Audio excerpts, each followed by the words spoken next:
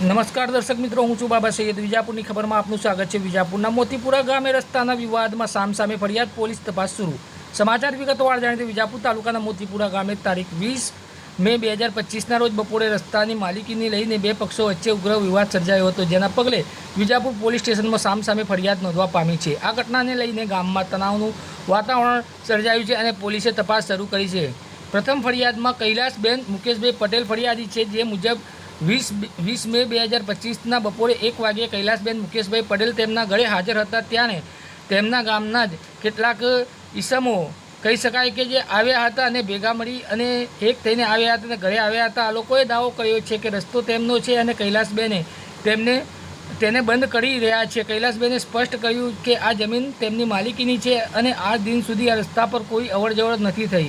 આ વાતથી ઉશ્કેરાયેલા આ લોકો કૈલાસબેન તેમના સાસુ સસરા અને જેઠ જેઠાણીની બીભત્સ ગારો બોલવાનું શરૂ કર્યું હતું. ગારો બોલવાની ના પાડતા તેમણે કૈલાસબેન અને તેમની જેઠ જેઠાણી સાથે ઝપાઝપી કરી હતી અને કૈલાસબેનને ગરદાપાટુનું માર માર્યું હતું. આ આજુબાજુના લોકો દોડી આવ્યા હતા અને કૈલાસબેનને વધુ મારમાંથી બચાવ્યા હતા. જતાં જતાં આ લોકોએ ધમકી આપી હતી કે જો રસ્તો બંધ કરશો તો જાનથી મારી નાખીશું. બીજી ફરિયાદીમાં પ્રીતિબેન ચંદ્રેશભાઈ પટેલે પણ વિજાપુર પોલીસ સ્ટેશનમાં ફરિયાદ નોંધાવી હતી, જેમાં તેમણે જણાવ્યું હતું કે તે જ દિવસે બપોરે 1:30 વાગ્યે તેઓ કૈલાસબેનના ઘરે ગયા હતા અને તેમનો આરોપ છે કે કૈલાસબેને ગામમાં આવવા જવા માટેના રસ્તા પર લોખંડનો એંગલનો બાકડો મૂકીને રસ્તો બંધ કર્યો છે. પ્રીતિબેને આ એંગલ હટાવવા જણાવ્યું હતું, પરંતુ કૈલાસબેન અને તેમના પક્ષના સભ્યોએ આનો વિરોધ કર્યો હતો અને દાવો કર્યો હતો કે આ રસ્તો તેમનો નથી અને બાકડો હટાવવામાં નહીં આવે. આ વાતથી વિવાદ ગરમાયો અને કૈલાસબેન અને તેમના સભ્યો પ્રીતિબેનનો હાથ પકડી અને તેમને ગરદાપાટુનો માર માર્યો અને નીચે પાડી દીધા હતા. આ ઉપરાંત તેમણે પ્રીતિબેનની બીભત્સ ગારો બોલી કૈલાસબેનના